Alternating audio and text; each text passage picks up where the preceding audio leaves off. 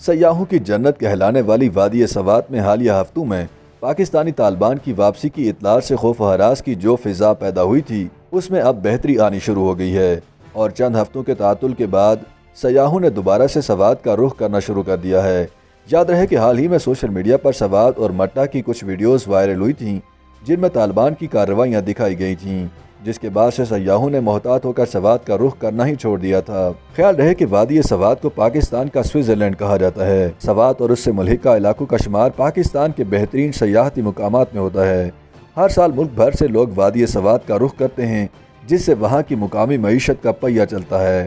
Khyber Pakhtunkhwa tourism corporation کے اعداد و شمار کے مطابق جولائی 2022 میں 2,11,000 سیاحوں نے معلم جبہ کا رخ کیا تھا، جس کے بعد کے چند ہفتوں میں طالبان کی واپسی کی خبروں کی وجہ سے سیاحوں کی تعداد میں نمایاں کمی آئی تھی۔ تاہم اب سوات اور مٹہ کے مختلف علاقوں میں پولیس اور فوج کی چیک پوسٹیں قائم ہونے کے بعد عوام کا اعتماد کافی حد تک بحال ہوا ہے اور سیاحوں نے بھی دوبارہ وادی کا رخ کر لیا ہے۔ اردو نیوز سے گفتگو کرتے ہوئے ایک خاتون سیاح ڈاکٹر آسیہ نے بتایا کہ وہ اپنے بچوں کے ساتھ یہاں آئی ہیں لیکن ان کو کسی بھی قسم کی کوئی پریشانی نہیں ہوئی۔ ڈاکٹر آسیہ نے کہا کہ یہاں آنے سے پہلے ہمیں بہت زیادہ بری خبریں مل رہی تھیں کہ یہاں پر دوبارہ طالبان آ گئے ہیں۔ یہاں کا ماحول بالکل اچھا نہیں رہا۔ لاہور سے یہاں کا سفر 10 گھنٹے کا ہے اور اگر ہم یہاں آئے تو ہمیں کوئی بھی پریشانی ہوگی تو کیا فائدہ، لیکن میں نے یہاں کا ماحول بالکل الٹ پایا۔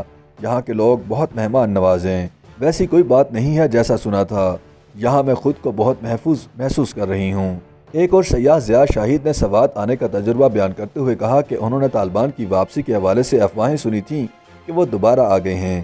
ان کا کہنا تھا کہ ہمیں یہاں آتے ہوئے راستے میں 7 پولیس کی چوکیاں ملی ہیں جہاں پر ہر طرح کی چیکنگ کی جا رہی تھی، جس سے ہمیں مزید تسلی ہو گئی کہ یہاں سیکیورٹی وغیرہ کی صورتحال کافی بہتر ہے۔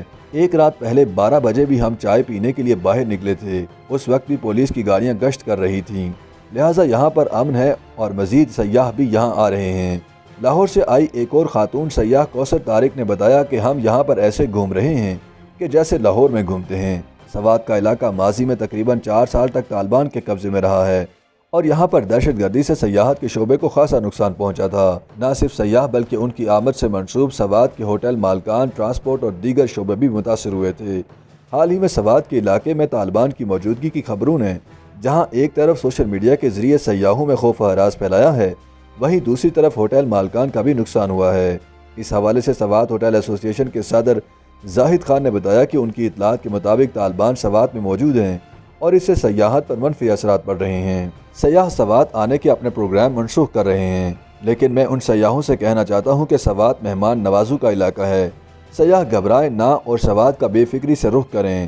سوات کے ڈسٹرکٹ پولیس آفیسر کے مطابق اس وقت سوات میں کوئی طالبان موجود نہیں، جبکہ سیکیورٹی ٹیمیں سوات اور گردنواہ کے علاقوں میں مسلسل گشت کرنے میں مصروف ہیں۔ تاہم انہوں نے یہ نہیں بتایا کہ اگر سوات میں طالبان موجود نہیں تو پھر فوج اور پولیس کے دستے وہاں پر گردش کیوں کر رہے ہیں۔ YouTube پر گوگلی نیوز دیکھنے کے لیے youtube.com کی سرچ بار میں googly news T V type کریں۔ گوگلی نیوز کے پیج پر سرخ رنگ کے سبسکرپشن والے بٹن پر کلک کرنا نہ بھولیے۔ YouTube پیج پر اپلوڈ ہونے والی ویڈیوز سے باخبر رہنے کے لیے بیل آئیکن پر کلک کیجیے۔ آپ کو ہر نئی ویڈیو کے بارے میں نوٹیفیکیشن موصول ہو جائے گا۔